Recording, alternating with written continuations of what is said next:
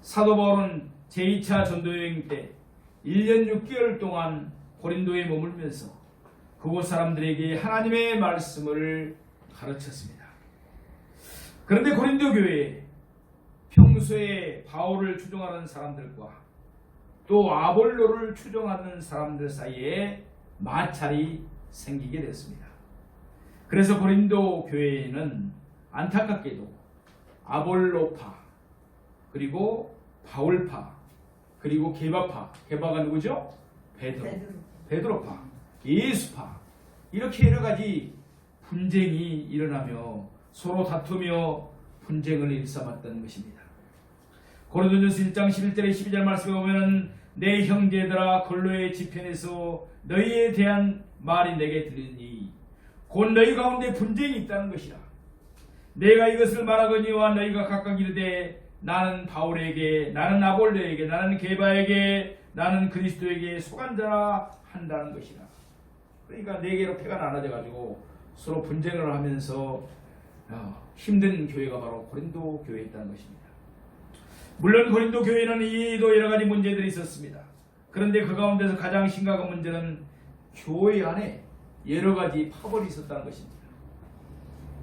그들은 하나 되지 못하고 서로 갈라져 다투고 있었습니다.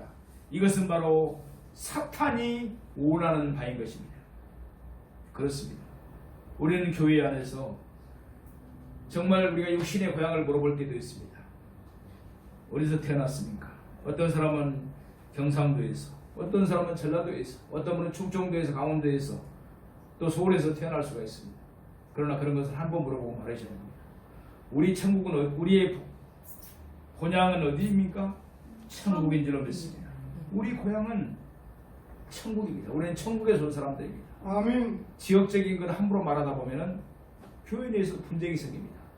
어떤 교회는 목사님이 경상도 분이니까 경상도 분들한테 장로 인증만 해주고, 어떤 봅시다. 총은 적군을 향해서 쏴야 됩니다. 그런데 내분이 일어나가지고 서로 고린도 교회는 자기들끼리 다투고 있었다는 것입니다. 우리의 싸움은 혈과 육에 대한 것이 아닙니다.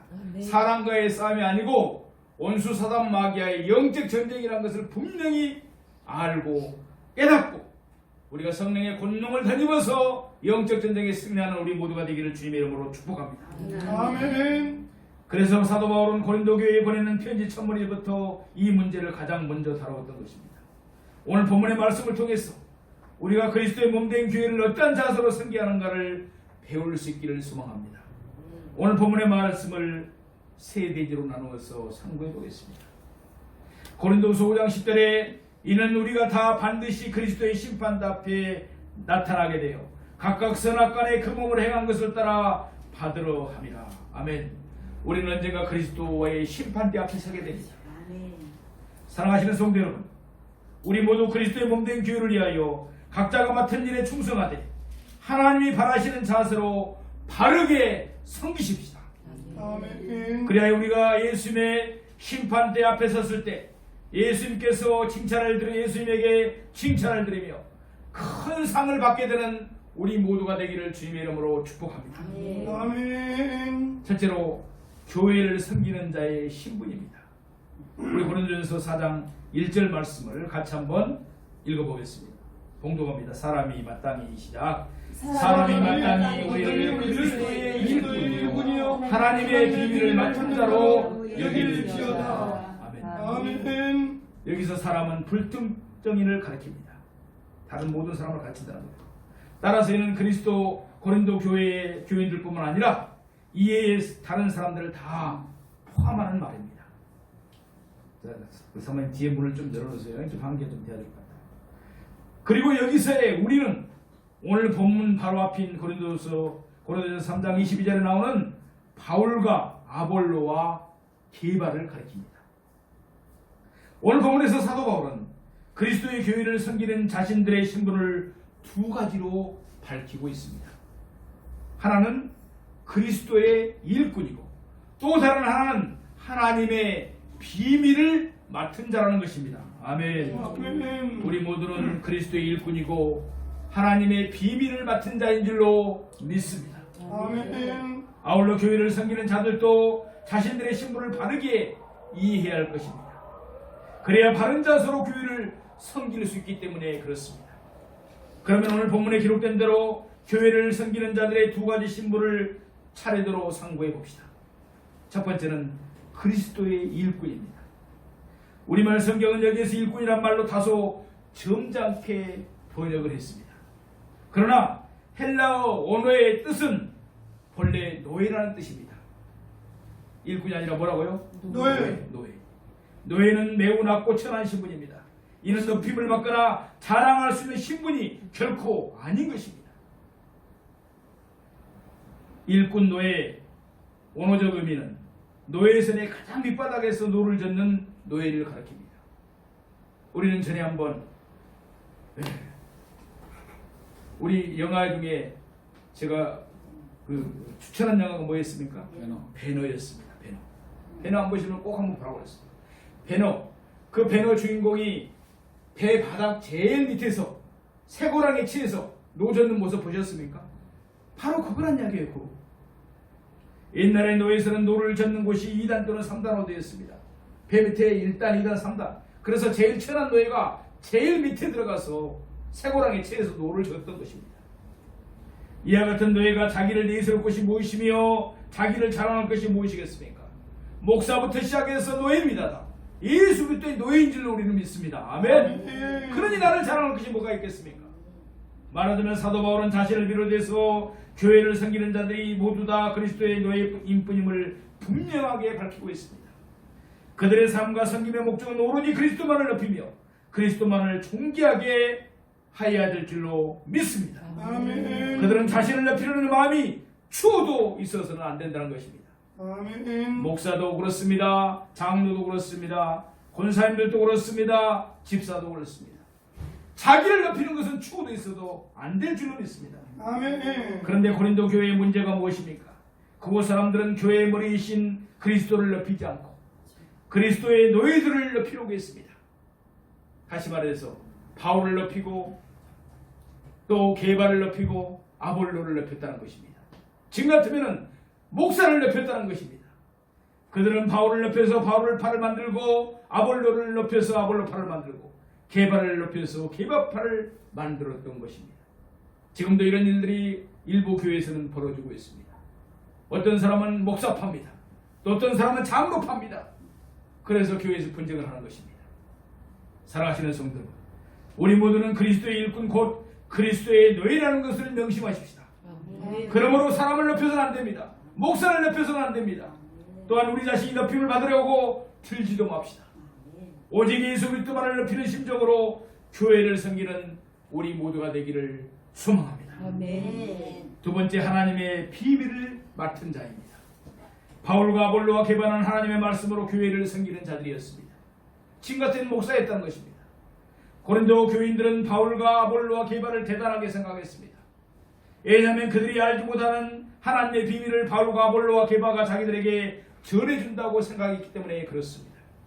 그 결과 고린도 교인들은 자기들에게 하나님의 비밀 곧 하나님의 말씀을 전해주는 사역자들을 지나치게 높였습니다.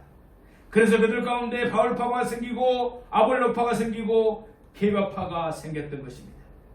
그러나 바울은 오늘 본문에서 자기들이 높여야 할 이유가 전혀 없음을 밝히고 있습니다. 그들은 하나님의 비밀을 맡은 자에 불과했기 때문입니다. 여기서 맡은 자로 번역된 단어가 원래 뜻하는 바가 바로 청지기입니다. 뭐라고요? 청지기. 청지기는 영어로 스튜어드, 한번 따라서 해보겠습니다. 스튜어드라고 합니다. 스튜어드. 우리 비행기 타면은 안내해주는 분들 누구죠? 스튜어디스. 그렇죠. 바로 그렇습니다. 비행기를 타면 스튜어디스가 있습니다. 여기에서 나온 여성 명사가 바로 스튜어디스입니다. 스튜어디스는 잠시도 쉬지 않고 손님들을 위해, 비행기 탄 손님들을 위해서 뭘 하던가요? 시중을 듭니다. 아멘? 아멘. 음식을 제공하기도 하고 책이나 춥다는 사람은 담요도 갖다 줍니다. 그게 바로 비행기에 종사하는 스튜어디스들의 할 일입니다. 그렇다고 해서 스튜어디스가 자기를 자랑할 것이 아무도 없습니다. 그가 손님들에게 제공하는 것은 자기의 것이 아니기 때문에 그렇습니다. 모든 것은 비행기에서의 것입니다. 스튜어디스는 그저 자기가 맡은 일을 충실히 할 따름인 것입니다. 하나님의 말씀으로 교회를 섬기는 자도 마찬가지입니다. 그들은 자신들이 맡은 하나님의 말씀을 그저 그대로 전할 뿐입니다. 따라서 하나님의 비밀을 전하는 자라고 해서 그들이 높여질 이유는 전혀 없는 것입니다.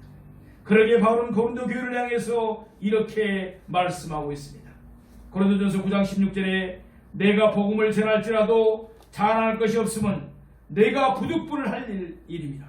만일 복음을 전하지 아니하면 내게 하가 있을 것이로다. 아멘. 아멘. 바울 사도가 복음을 전하지 않으면 그 바울 사도에게 하가 있다는 것입니다. 목사로 세웠는데 목사가 복음을 전하지 않으면 목사에게 하가 있다는 것입니다.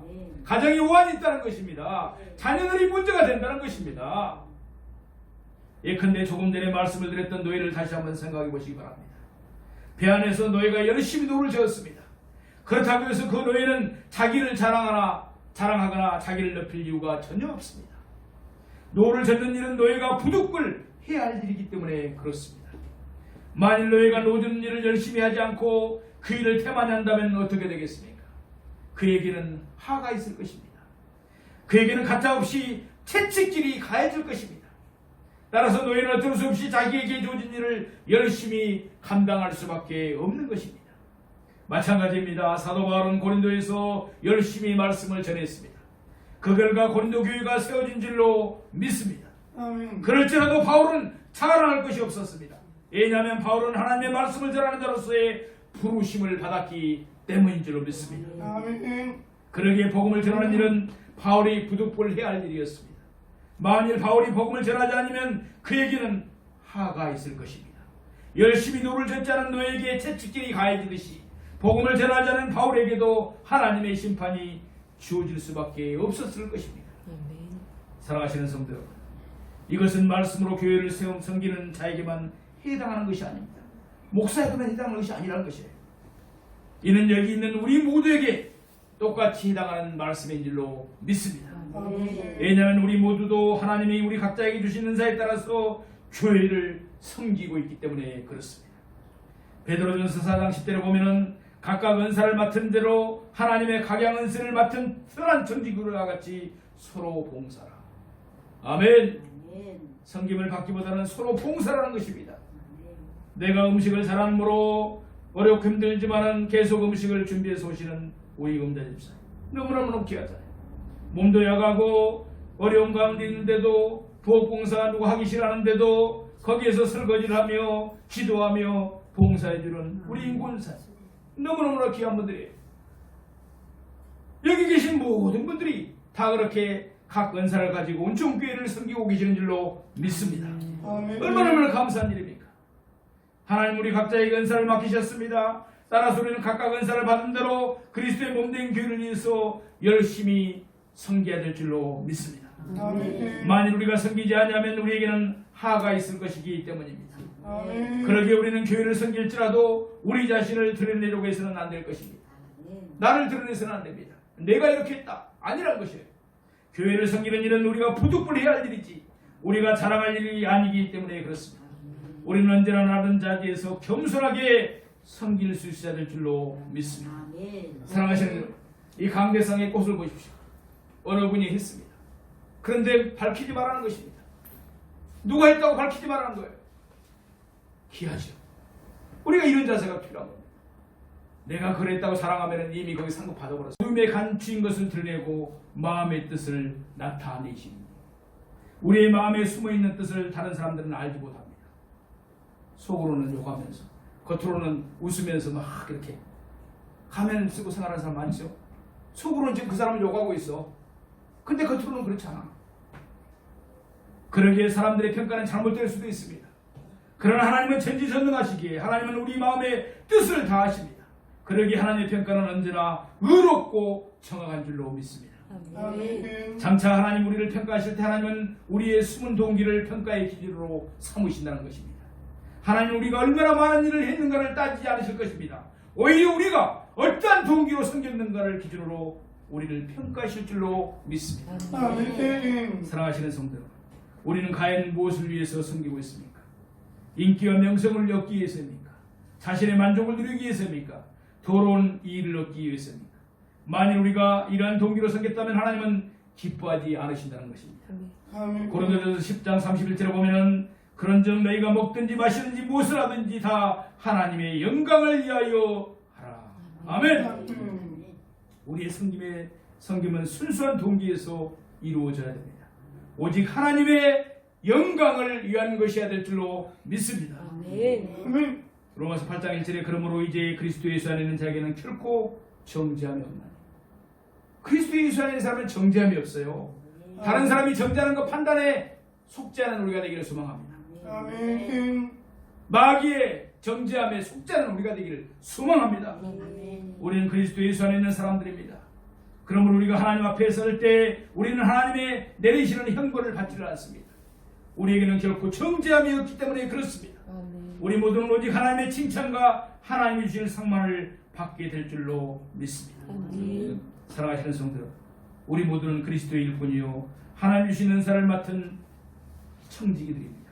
그러므로 우리 모두 겸손하게 각자의 맡은 일에 충성을 다하십시다.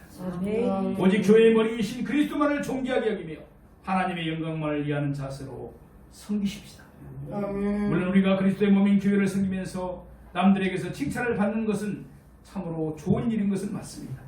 아울러 우리 자신도 그 어떤 아쉬움이나 부끄럼 없이 최선을 다했던 생각을 가질 수 있다면 이 또한 매우 감사한 일이 될 것입니다. 그러나 하나님이 우리에게 잘하였도다 차가워 충성된 종아라고 칭찬하실 때 우리의 기쁨과 감격은 이루 말할 수 없을 것입니다. 그러므로 사람을 기쁘게 하는 섬김이 아니라 하나님께로부터 칭찬을 받는 우리 모두의 섬김이 되시기를 주님의 이름으로 축원드립니다. 기도드립니다. 사랑과 내가